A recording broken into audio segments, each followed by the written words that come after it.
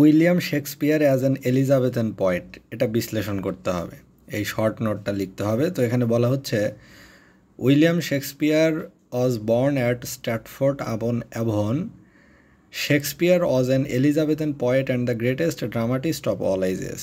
He composed 154 sonnets and wrote 37 plays, which are all still unparalleled. His best quality that made him a classic is objectivity. His objectivity has made him popular in all countries in all times, but it has also made him so obscure that some people now doubt whether his plays were really written by a person known as Shakespeare. Another quality that contributed to his fame is his capability to combine imagination and reality in the same writing. He did not follow the set rules of literature to give free rein to his imagination, but he never forgot realities. His insight into human character is amazing. His four great tragedies are Macbeth, Hamlet, Othello, and King Lear. He innovated a kind of sonnet form called Shakespearean sonnet. All of his 154 sonnets are written in this form. Each of his sonnets consists of 3 quatrains and a couplet. The rhyme scheme of this type of sonnet is A B A B, C D C D, E F E F, G G. Though an Elizabethan, Shakespeare is universal, a true classic.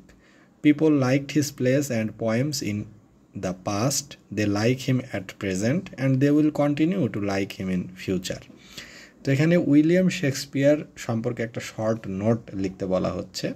তো এই অংশটুকু পড়া হলো introduction to poetry by professor Mofizur Rahman, এই বইটি থেকে, যেটা friends প্রকাশনী থেকে প্রকাশিত হয়েছে, জাতীয় বিশ্ববিদ্যালয়ের ইংলিশ অনার্সের বই এটি। তো এখানে শেক্সপিয়ার সম্পর্কে বলা হচ্ছে, যদি শর্ট করে বাংলায় বলা হয়, যে শেক্সপিয়ার হচ্ছেন এলিজাবেথান যুগের একজন কবি এবং নাট্যকার। তিনি স্ট্র্যাটফোর্ড আপন অ্যাভনে জন্মগ্রহণ করেন 1564 সালে এবং 1616 সালে তিনি মারা যান। তিনি তার জীবদ্দশায় 154টি সনেট লিখেছেন এবং 37 প্লেস, 37টি নাটক লিখেছেন। তার নাটকের মাঝে উল্লেখযোগ্য হচ্ছে ম্যাকবেথ, হ্যামলেট, ওথেলো, কিং লিয়ার।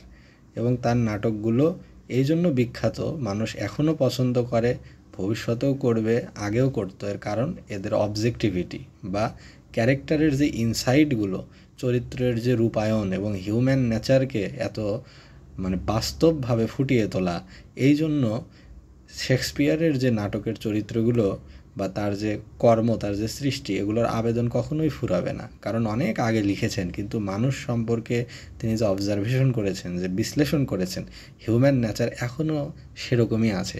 আজ থেকে 400 বছর 500 বছর পুরাতন মানুষের যে চরিত্র, মানুষের যে ক্রোধ, হিংসা, রাগ, সুখ, দুঃখ, এই যে মানুষের হিউম্যান যে নেচার বা কোয়ালিটি, এগুলো পরিবর্তন হয়নি।